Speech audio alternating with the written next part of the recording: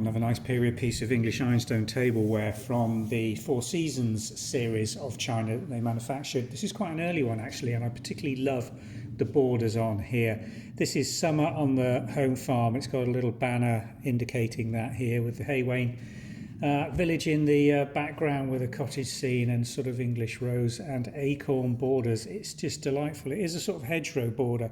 If we bring that into relief, we've got blackberries, acorns, bramble leaves, holly berries, sycamore twigs there as well. Everything in there, little rosebuds as well.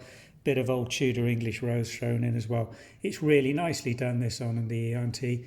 Black EIT, standard Staffordshire, factory marks. This is a 9 5/8 inch dinner plate. No moulding or ribbing on this one. Plain rim, but it's just a delightful thing with that border design, which really makes it. Not particularly easy to find these.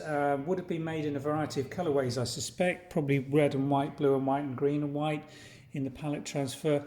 Most of the EIT production at this stage was 9 5/8 inches in diameter as well. But do check in case they made a 10.5 inch and you're thinking this is going to be a match for your set.